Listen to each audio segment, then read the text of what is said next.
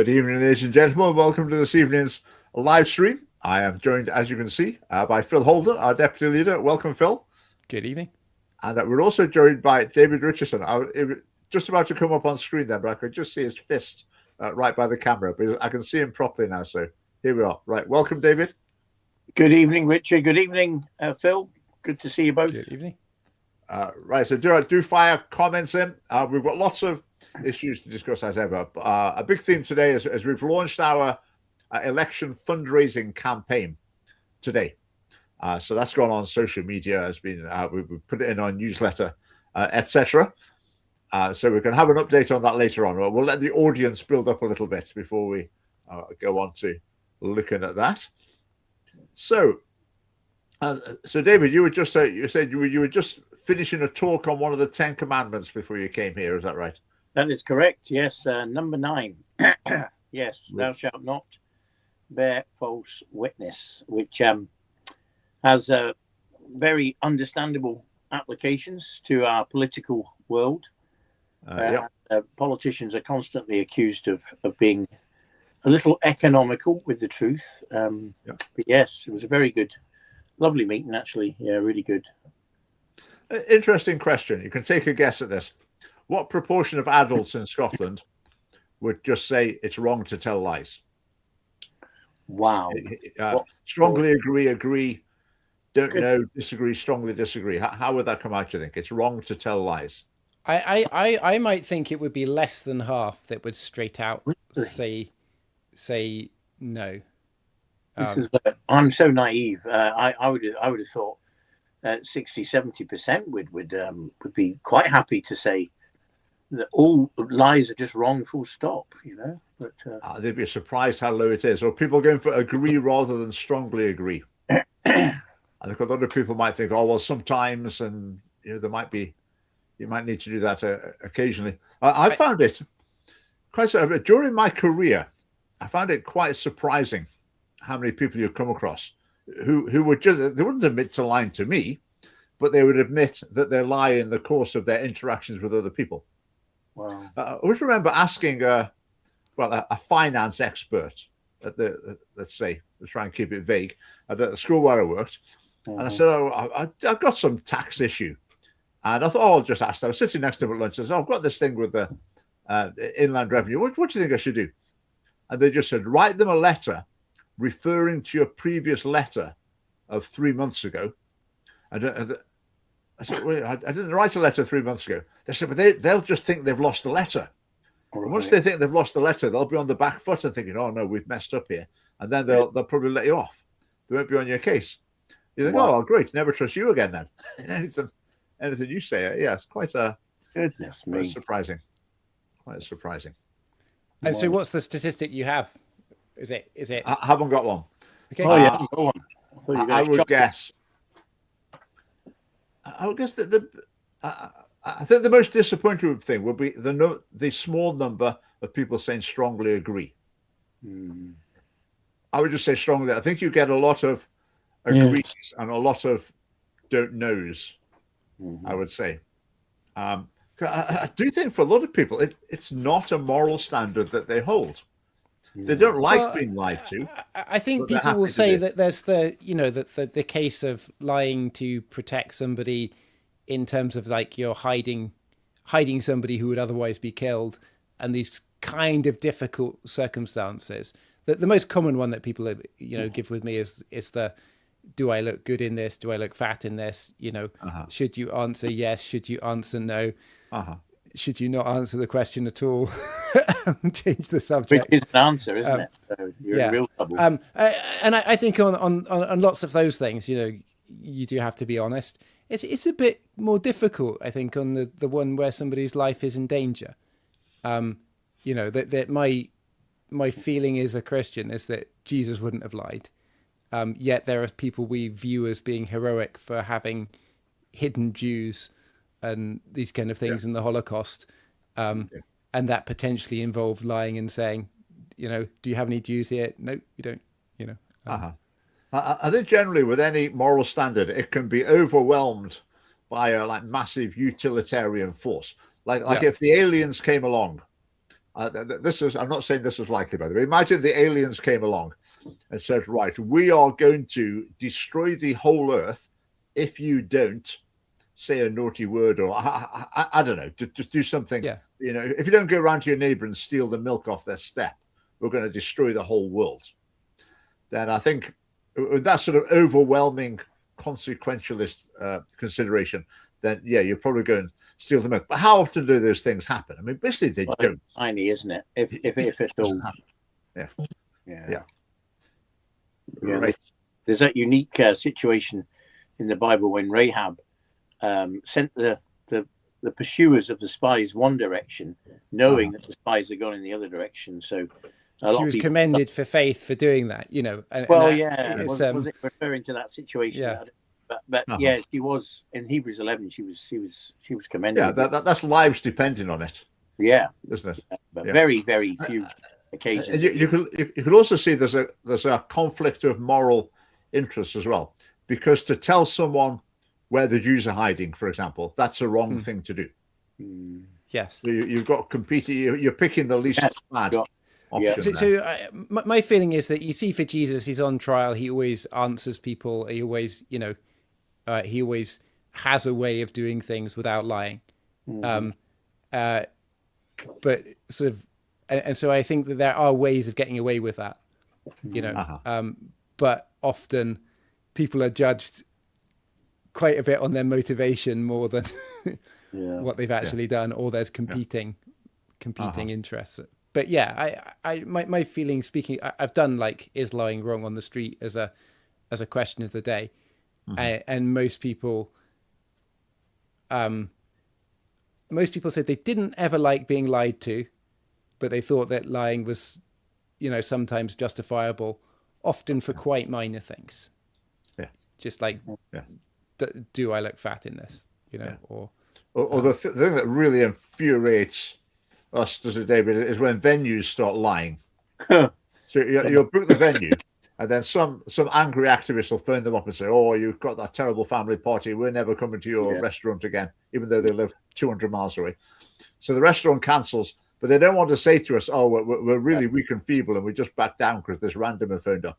So, we've got a flood in the function room. Yeah.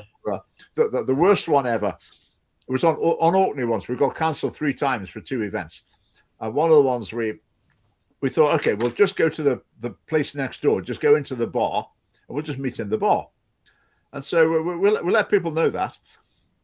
So we went in, sat down at a table, and the place was full, pretty full, just of ordinary customers. And I think the waitress came over and said, "We can't serve you." I said, "Why was that? We'd just come into your pub. We just want to buy a drink." They said, "No, we haven't got enough staff on duty to serve you. We can serve everyone else in this big room. We haven't got enough staff." And they started. It's so frustrating. Oh wow! It's so transparently lying through their teeth. Yeah. But that's an interesting point, Mary. I think I've never watched the program Traitors, but I've got a vague idea what it's about. Some board games operate on that sort of principle as well, don't they? Which I'm not particularly keen on sometimes. I used to have the game called Diplomacy, that you basically need to make people think different things than you're actually thinking. And you've got to do deals with people knowing full well that you're going to break them. And I just don't think it's a good experience for people to go through the experience of being tricked and double-crossed by you. Because surely that experience sort of bleeds through into real life as well. Yeah. Right, quick question from John as well. John?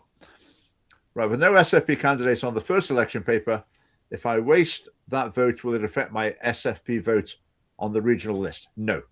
The votes are totally independent of each other. So, yeah, you can just vote on the peach-coloured paper on the regional list. And if you vote for a constituency party, that doesn't make any difference to that at all. Good question. Yep. Right, let's go to a few news stories. We don't cover Mongolia often enough, I think, on the live stream, but we're going to cover a quick story here. Mongolian mothers of 6 are presented with the Order of Glorious Motherhood First Class Second class if you have 4. Here, celebrated mothers descend the steps of the state palace in Ulaanbaatar on a red and gold carpet, the statue of Genghis Khan directly behind them. How about that, then? Do you think we could try something like that? That's incredible. William Wallace. Could be. Wallace yeah. Monument. And... Yeah. Now, where was it? Was it Georgia or Moldova? I think it was maybe Georgia, where they had something like this. The patriarch of the Orthodox Church in Georgia would personally baptize the 4th child of any family in the cathedral, in the big sort of state cathedral. Massive event. And apparently these things do make a difference. I mean, would they make a difference here? Like a letter from the king? I don't think anything for the first minister is going to do it. A letter from the king? Could there be something of this nature? A dinner in Holyrood Palace? I don't know. What do you think? Is there anything in it? Absolutely. I think any kind of recognition, the more extravagant, the better. Put it this way: desperate times call for desperate actions, don't they? Because we are disappearing, aren't we, rapidly with the birth rate? And yes, it's something. Although Jane, my wife, she would love it to be the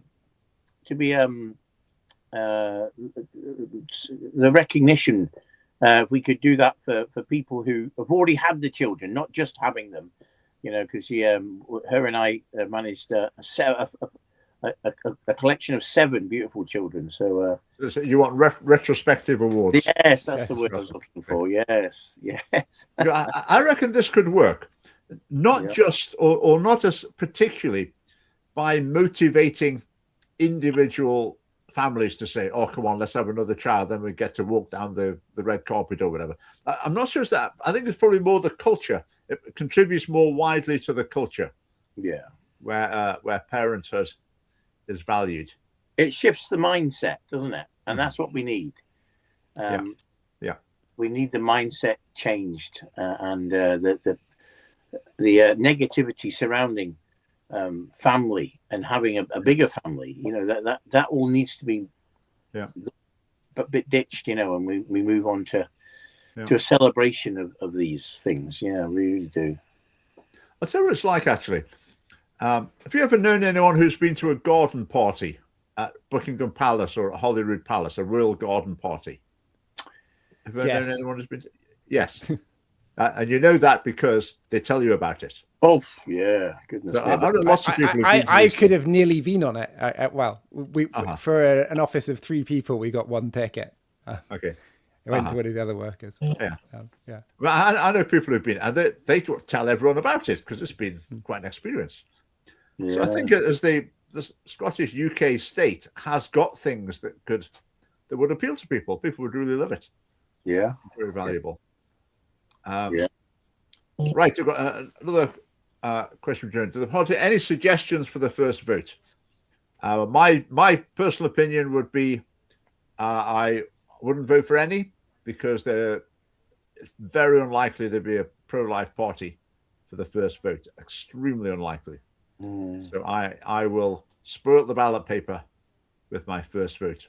What do you think, Phil and Dave? Have you thought about that?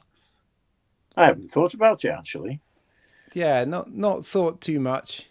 I will have to see, and I think probably for the constituency votes that there's, it probably is best to work out which is the better of the candidates. I don't know. That's probably my inclination to try and do that, but I might find that quite difficult.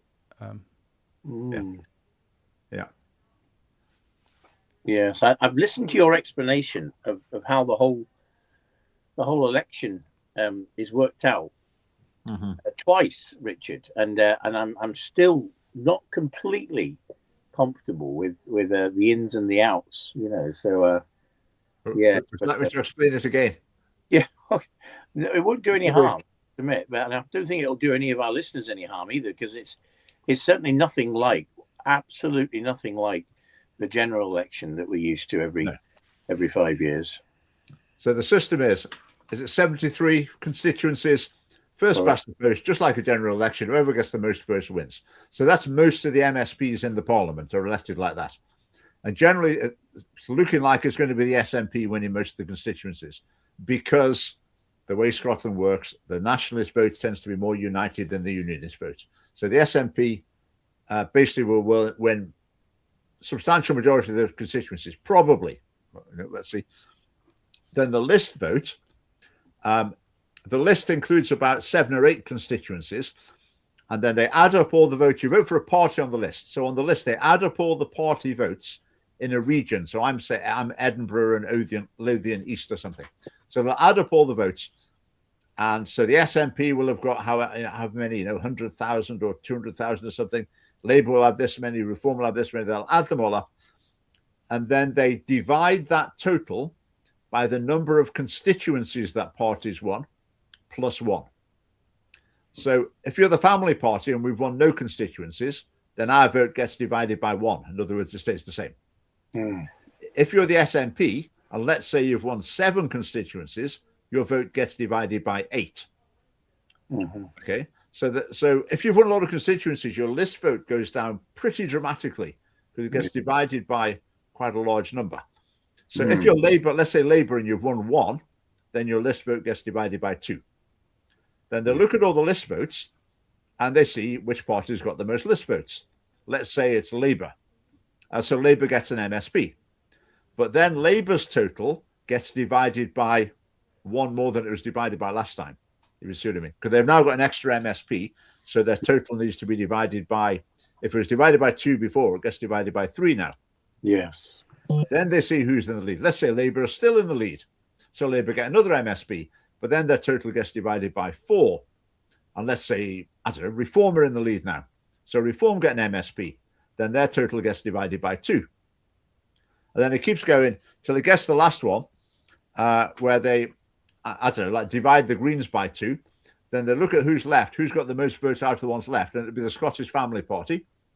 So the Scottish Family Party gets the last MSP. I think it's the 8th, 7 or 8 per region. So the last one gets in, and then that's it. And the same happens in each of the 8 regions. It's a messy system. And the problem is the Scottish population is learning to game it, especially nationalists. Because I think more and more are working out, if you vote for the SNP with your list vote, they don't get any MSPs. So vote Green or Alba instead, probably Green. And that really works for them. So if people were totally cynical, if every single SNP voter thought, right, no point with my second vote, I'm going to vote for Green or Alba, then we'd have a parliament that would be like, I don't know, 75% nationalists. So the system is very flawed once the electorate starts working out how to game it, which they are in Scotland. So it's a bad system. It's better than first past the post, but all right, we've got our expert Liam. We can always count on Liam to come in with the facts here. 8 to 10 constituencies. Okay, didn't realise some of them were that big. 7 list seats per region. Yeah. So, right, is that it? Is that it done and dusted? Is that it in your memory banks now, David? Or is that you need to refresh? I think so, but don't ask me to try to explain what you've just explained. I mean, but I think I understand it in theory. Right, that's a good point.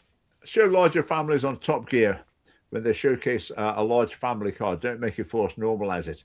Absolutely. That's what we need to be happening. Right, let's go through another, maybe another one thing. I just mentioned this. So Saturday in Inverness, we're doing our 18,000 lights display commemorating the lives lost to abortion in the last year. That's in Falcon Square, 6 till 7 p.m. And then afterwards, we're having a meeting in McNabb's Bar. All the information is on social media, 7:30 till 8:30. Be great to see you along there if you live in Inverness or anywhere near. Oh, I'd love to go up there for that. I'll give you a lift if you want to come.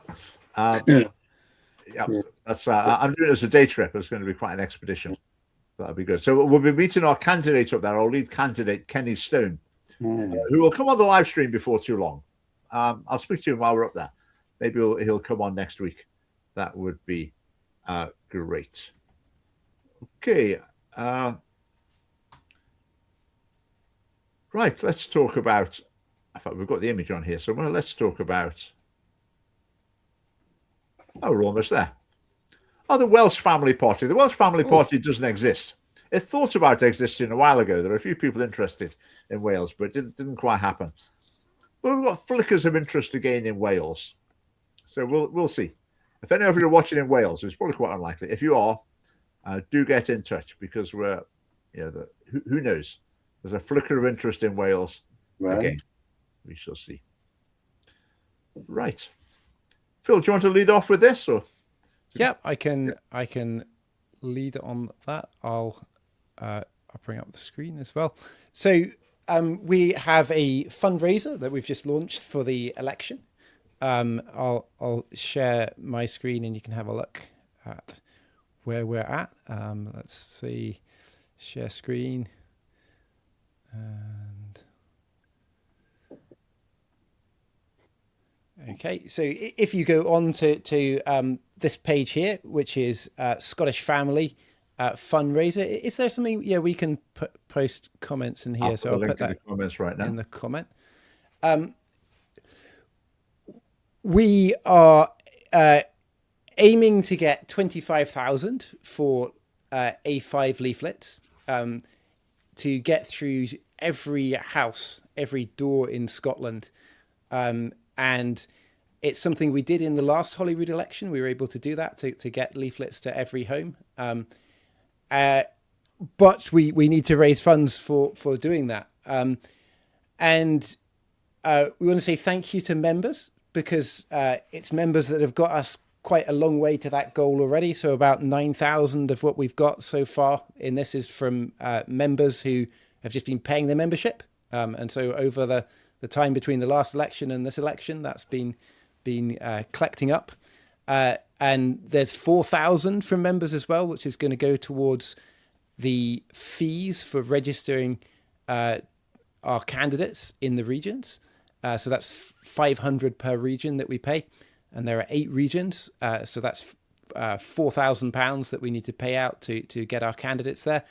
And what that gets us is a television broadcast. So we'll be on the BBC, we'll be on ITV, we're going to be on the radio as well.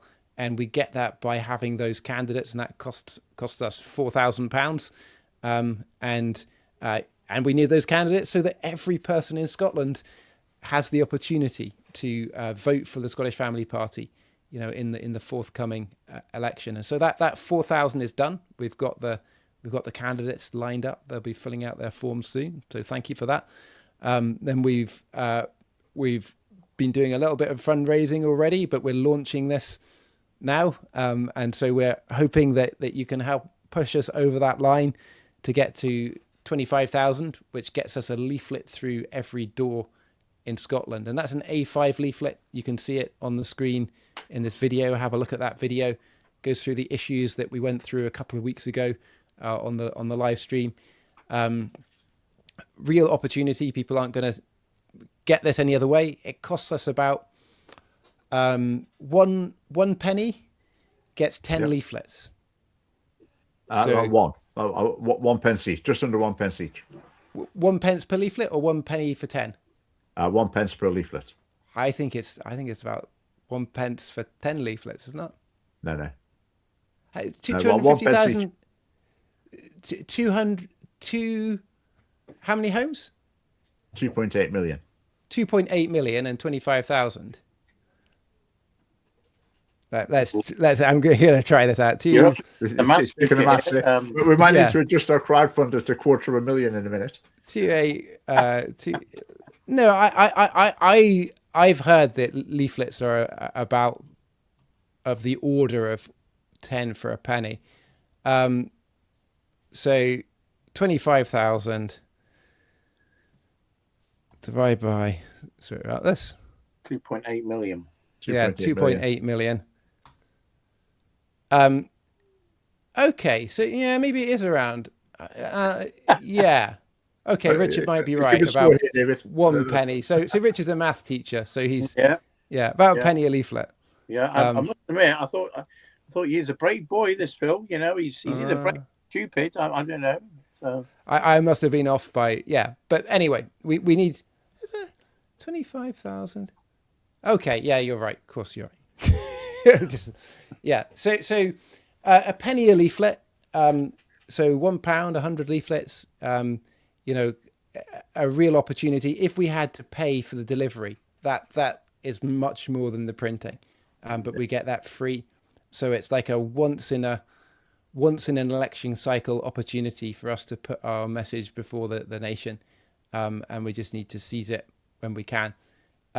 There's a stretch goal which I'll put up later if we can pass the 25,000, and that would be to get a A4 folded leaflet, which would just give us more room to explain our policies. But our goal at the moment is just to get a leaflet through each door. There's other things we want to do, which is social media advertising and things like that. And so we're launching this campaign now. You can donate, and you can watch the number climbing up as we do that, and you can see where we are towards that goal as we kind of go through our campaign. Something to tell people about, send a link to people. I think there's a share button here.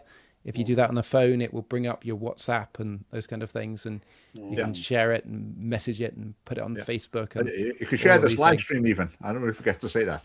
Yeah. Do share the live stream. That's a good thing to do as well. I think when people donate to election campaigns, the excitement gathers as election day draws near. Yes. And people give money, particularly in the last couple of weeks, which we can use. I mean, right up to the last couple of days before the election, we can use income in the election campaign. We can spend it on social media advertising. It's very important. But at this earlier stage, getting the leaflet is critical. I was talking to someone on Sunday, someone who would be, I would guess, I don't know, but I would guess they would be a family party voter, because they're totally in line with our values, and these values are very important to them.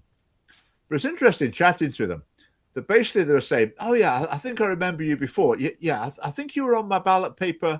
When would it have been? Would that, we talked about it. Maybe it was the last Scottish election. So then there's a lot of people that's the only contact we have with them. Is that they maybe get a leaflet or just see us on the ballot paper. Then they remember, oh yeah, I remember this lot. Yeah, I'm on their wavelength. I'll vote for them. That's like the most tenuous connection, but it's really important for us. So people don't see us routinely in the media. So this is the time where we will be on the radar of far, far more people than we normally see. Right, Bill, is that the voice of experience? That's the voice of our experience. Yeah, Royal Mail can be unreliable in their deliveries. I'll make a note of that in my diary now. Last Scottish election, I sent them a list of 100 addresses that they'd failed to deliver to. Wow. And they just, okay. No apology, no compensation. I might write to them saying we're going to check some addresses this time. Try and keep them on their toes. They're in a bit of bother, aren't they, Royal Mail? Because they're prioritising parcels over letters, and letters aren't therefore being delivered in a very timely fashion. And it's very high up on the news cycle. It really is. Okay. Okay. Hadn't seen that. Yeah, sorry, go on, Phil. I can share as well. I can share Chat SFP. This is amazing, right? Sit back and prepare to be amazed. So Chat SFP is our Scottish Family Party chatbot. It will have more things going into it as the election campaign goes on, but at the moment it's got all of our policies in there. So if you have any questions about Scottish Family Party policy, so you can say, what are your policies on marriage? Bad spelling there. And then it will go away and it will look through our policies and kind of come up with a summary. And so if you're having to answer questions from anyone or anything like that, then you can use this as a tool. Or if you want to know what our policies are on various things, then use this as a tool. And it's easier than reading our manifesto. You can read a whole manifesto, but this will give you, a good summary on any subject that you're sort of interested in. Again, a great tool to share with somebody, because it's like having somebody come to their door and share our policies and things like that, and they can ask what they care about rather than having to wade through a big document to find it. Yeah. So where would you type that into, Phil? So in Google, type chatsfp.com, and I'll put that in the comments. Have a go. You can have a go on this live stream. If you get some entertaining results, you can let us know. Have we got any questions now? I think we've got any questions for Chat SFP. Yeah, put a question in. Can I ask one then? Can I ask, is the Scottish Family Party far right? Let's see. Is the Scottish Family Party far right?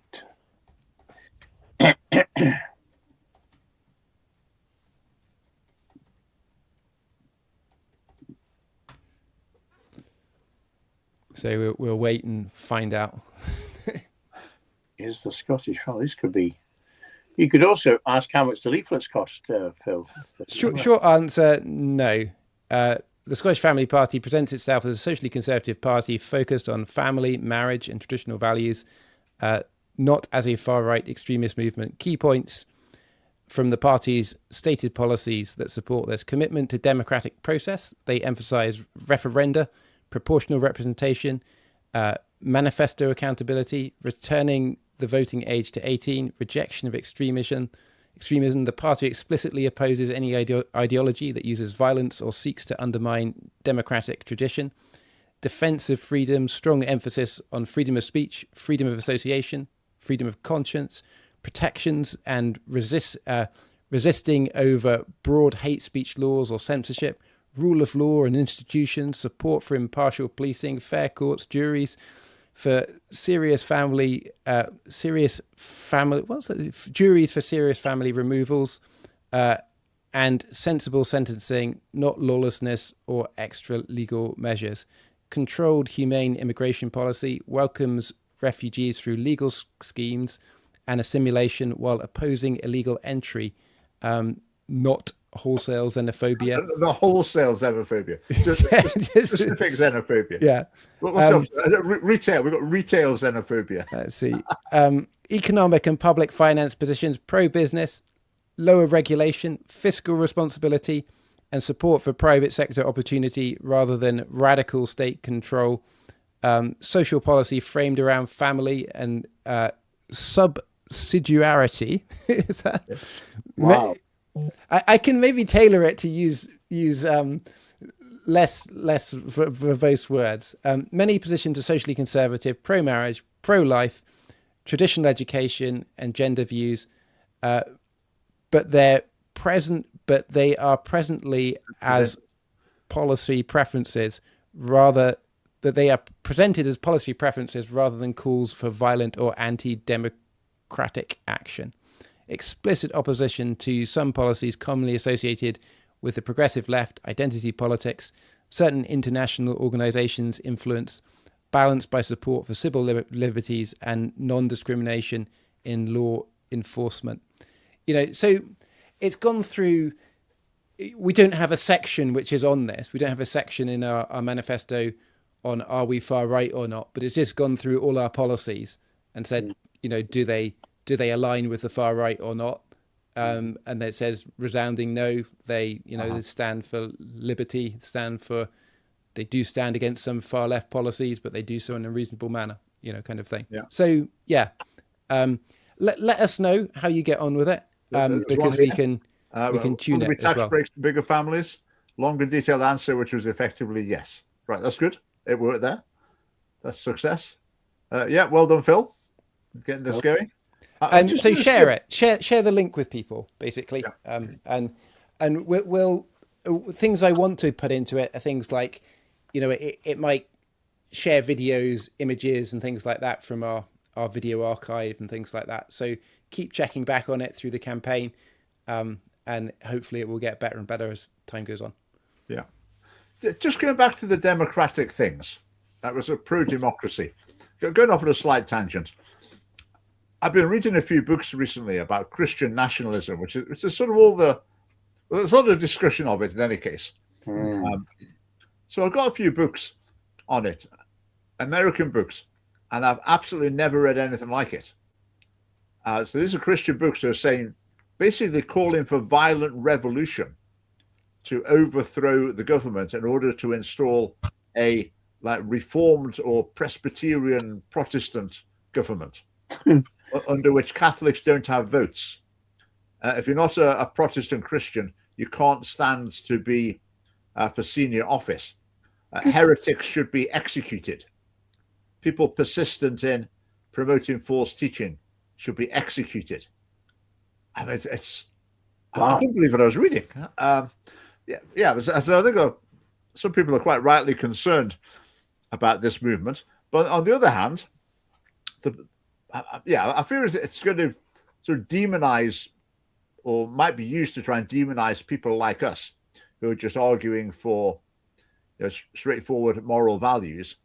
People will like to lump us in with the so-called Christian nationalists. So I fear. But I feel the Christian nationalists are quite a broad crowd, that stretches from people with those opinions to people who just think they want to see a return to more Christian values and things like that. So the label is sort of unhelpful in some ways because, you've got the sort of nutcases and you've got the very sensible people who are, I think the people with very, very extreme views, I think they're the ones who are selling most books. And they're the ones whose books are most prominent in the field, I think. I must have read hundreds of Christian books, literally hundreds. Yeah. I've never read anything like some that. of the things I've read recently on that topic. But do you have an acceptable definition? Acceptable definition of Christian nationalism for the UK or for Scotland? I would say it's more than a definite. I guess it's more a policy goal, isn't it? So there's no one with the authority, I think, to impose that definition, basically, and so it's going to mean different things to different people. Yeah, I mean, my definition would be I love my country, and I love my country, and I believe the best for my country is for its Christian cultural history to be at the forefront, and that'd be my very simple definition. And that seems to me perfectly reasonable. So it's in how do you bring that about, and there'll be different views on that, that from entirely democratic to this is just the way things are meant to be. No, I mean, it have to be democratically agreed to, and you can't impose. It's got to be hearts and minds that you win over. But the Christian cultural history of Scotland, if that was brought back to the forefront, but by the people and for the people, then that would be my definition of Christian nationalism. I think you have to look at history as well and see how social change happened in the UK. That there's often this uncomfortable mixture of politics and religion. That history doesn't make sense until you see the two of them, and that there's often Christians who are doing good work who are riding on the back of kings who weren't particularly good kings, but they were able to get their political goals through by having wisdom at the time and knowing where society was moving and where things were moving. Even the early Christians, even Richard Dawkins refers to himself as a cultural Christian because the values he loves the values, and he loves the fact that this is what set this nation up 2 centuries ago and made it what it and there's so much of that's been eroded, but we're still enjoying the blessings of that foundation, and we need it back. I think that's Christian nationalism, but that's I better be careful because it does have other definitions, doesn't it? Well, one of the books I was reading, it was a sensible part in a book that had some very unsensible things in. The sensible thing was, it was saying basically the what you do has got to fit in with the state of the nation, if you like. So, for example, how you want schools to be run. I mean, would I like a Christian assembly every morning in schools? Yes, I would. But if probably virtually none of the teachers are going to be Christians, and all the parents will be thinking, just what on earth is this for? Then it's probably not going to work. You're not at the stage where that can work. If you're at the stage where your church-going Christian faith is much more widespread in society, then maybe doing that would make sense.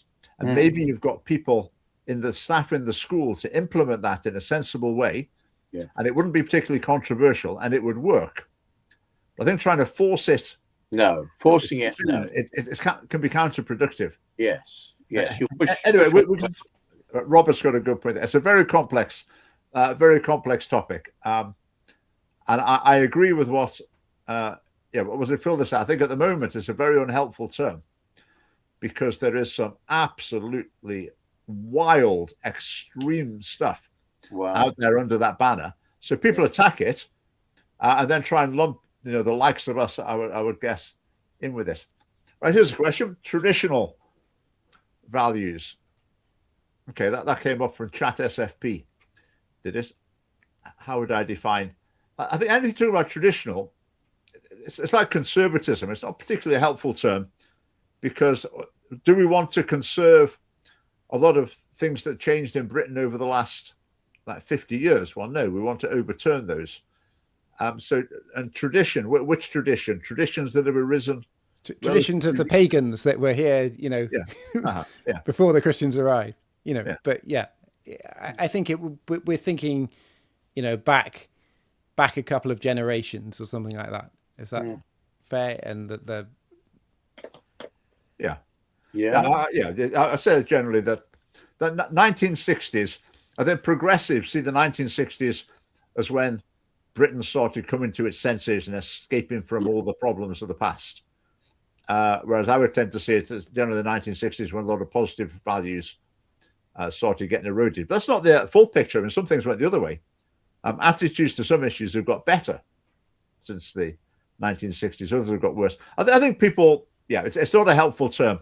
It's probably much better to just lay out exactly what you mean. I think to the average person, if they hear traditional values, it would give them some idea of what we're all about. I think maybe not perfect, but it would give some idea about. I don't think anyone would say, "Oh, the Green Party, their traditional values." I don't think anyone would say that. No, they could say it about us. That's interesting. Right. Okay. So I've got a little video to watch. Why don't we have that? Right. Time for a video. Oh, it's quarter to 10 already. Can't believe it. Right. Okay. See what we think of this.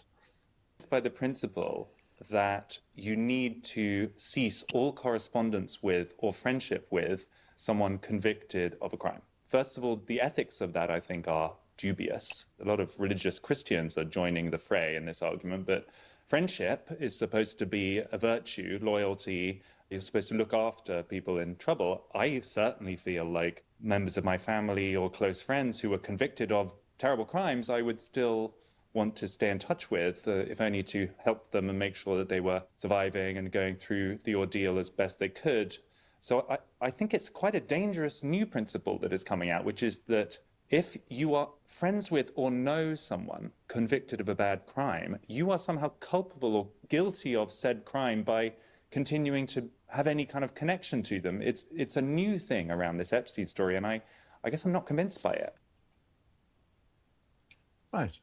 Just before you tell me what you think, I think the Epstein things, that's very definitely one case. It's assumed that anyone who maintained contact with him was doing something bad. But I guess there's the suggestion they might have been involved in this type of activities. But the big one of the Scottish Parliament is Pam Duncan Glancy, Labour MSP, who has maintained a friendship, and it does seem to be a friendship. It's nothing more than that, with a convicted paedophile. And she's still maintained a friendship with him, and it's gone through various steps. It was now at the point that basically she's been she's not Labour MSP anymore, and her career will be over in May. So it's finished her off as an MSP. The fact that she maintained a friendship with someone who is convicted of a child sex offence? What do you think? Well, as a pastor, which is kind of my main calling in life, I know people with very difficult and challenging pasts, and I maintain a concern for them, and have done for many years. I would like for that not to be held against me, because I feel that a pastor needs to be indiscriminate about who they help, and have a heart for all. There's just no way Jesus would walk past anybody if their need was great and they could be in some way helped. So that's the Epstein thing has made me really think about this, actually, because anyone involved in any way with Epstein has just been absolutely smashed, haven't they, in the media? Yeah.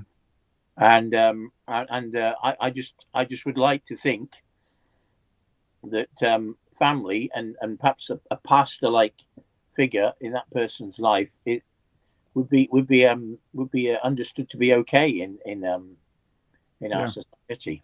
I say with Epstein, there's the element of people are probably up to things if they're still going to his island or whatever. There's a possibility of ongoing wrongdoing.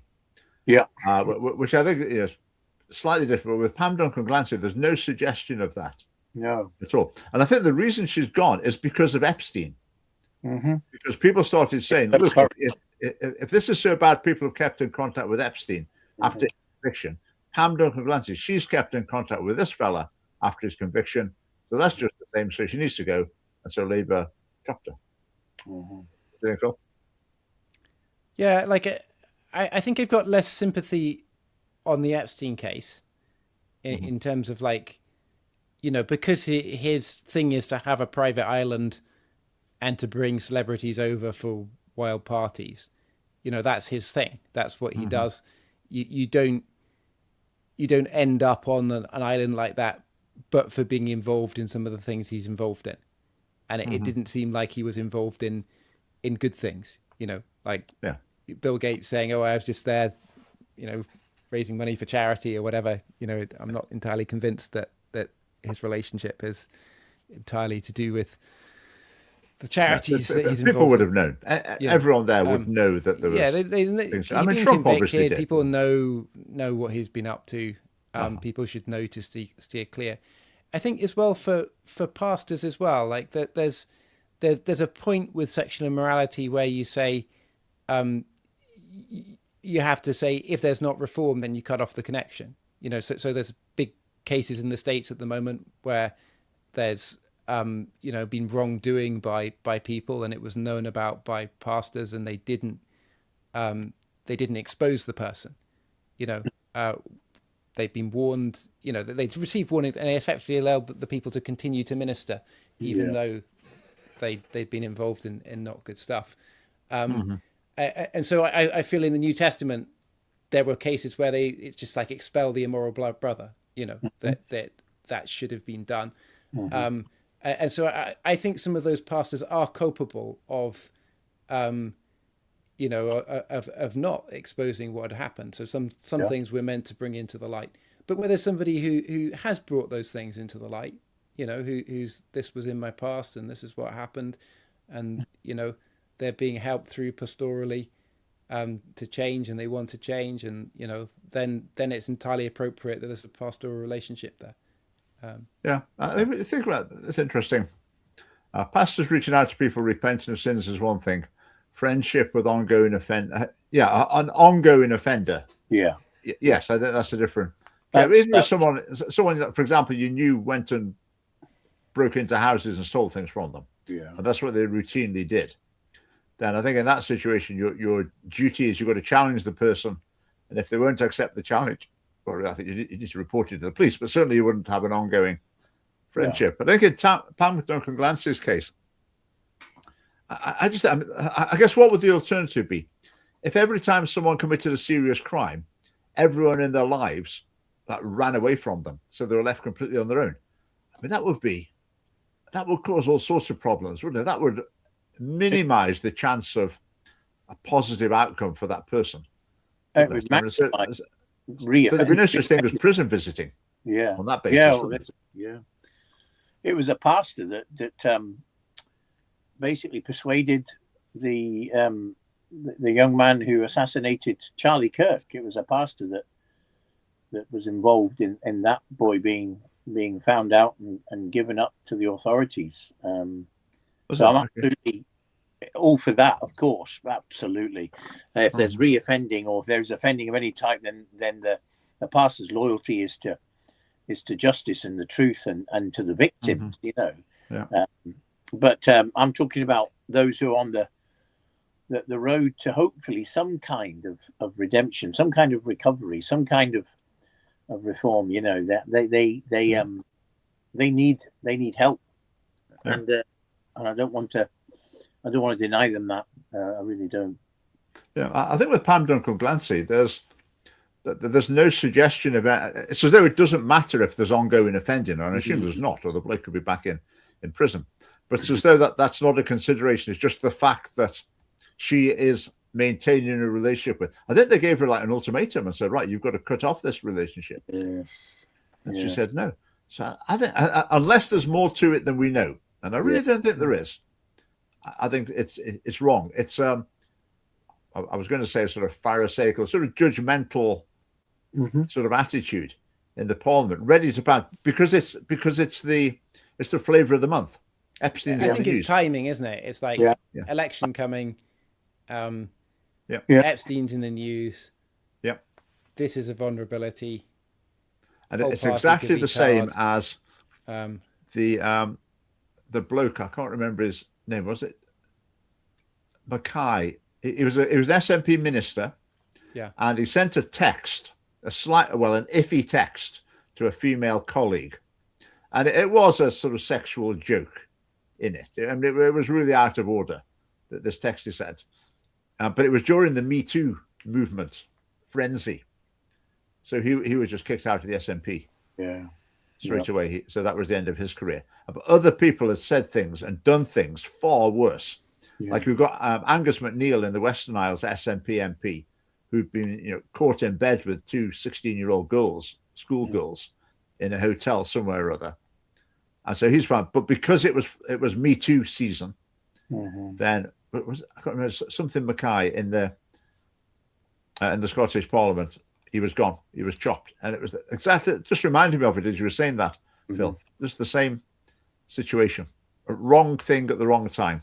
Yeah. I mean, he had done something wrong. I'm not sure Pam Duncan-Glancy has done anything wrong at all.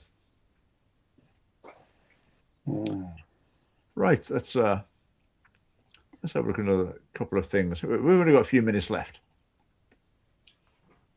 Right. When I see that picture, I think, what are those people doing standing there with John Swinney promoting SNP government policy? I don't understand that. Why can you get... I mean, if we went along with a big family party placard about our railway policy, could we get the railway staff to come out and pose for a photograph with it? Where did this appear, Richard? It was just released by the SNP. Oh, was it? By the SNP? By the government.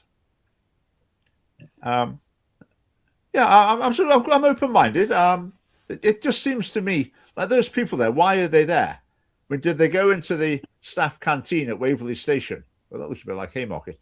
Did they go into the staff canteen and say, right, who wants to come and pose with John Swinney for this?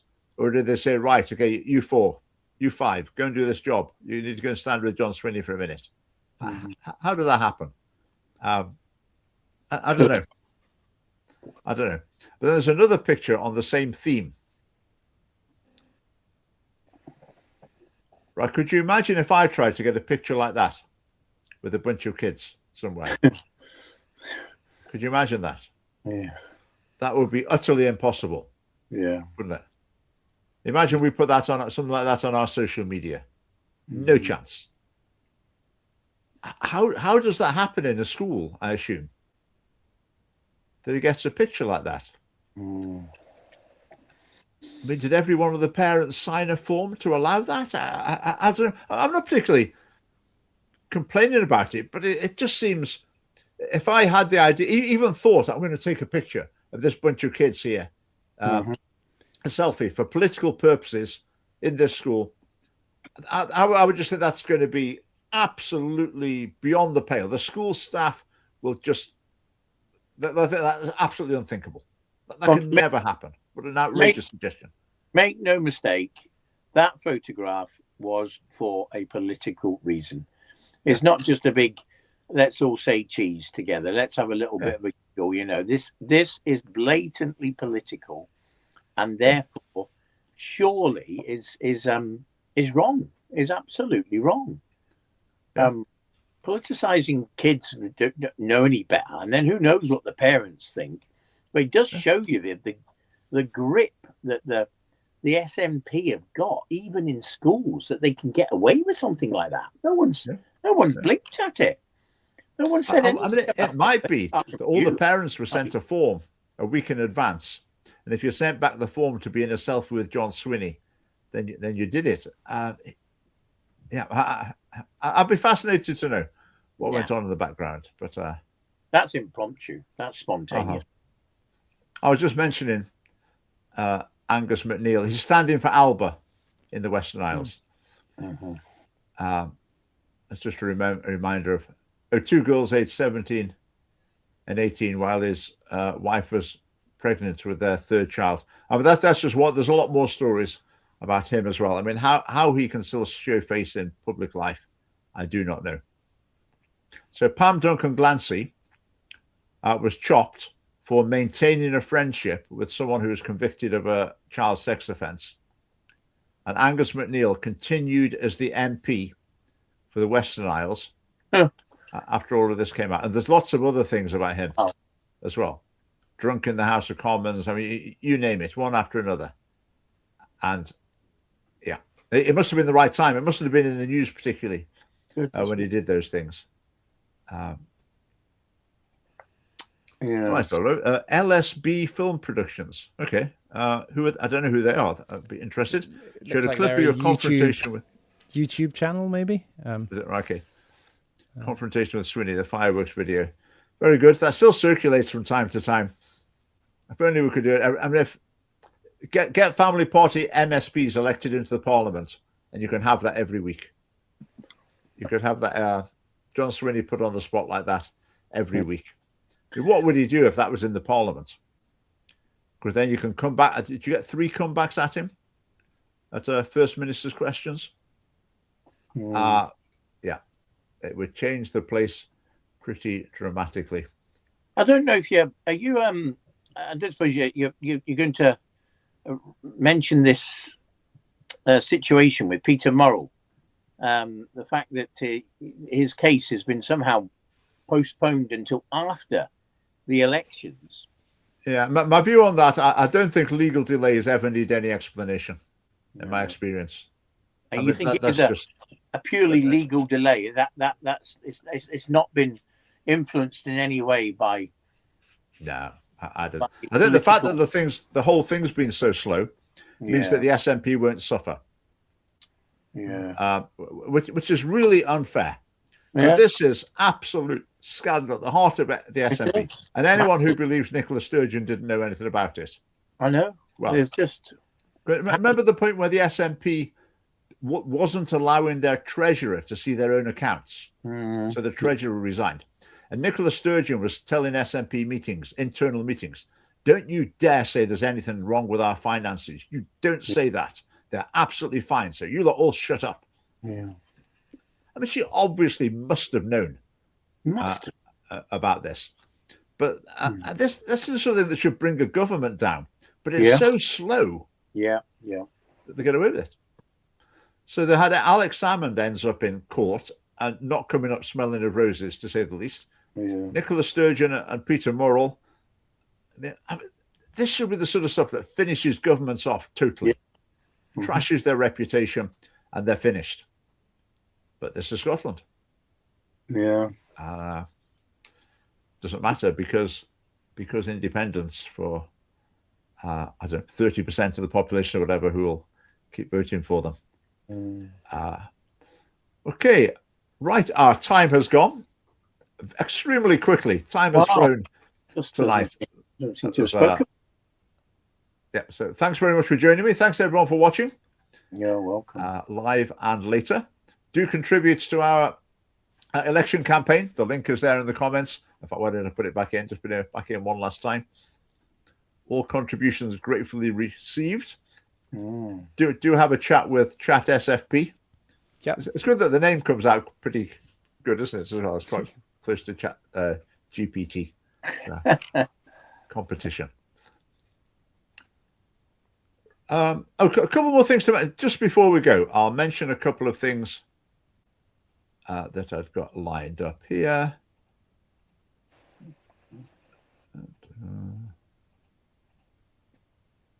Right, the dates for your diary.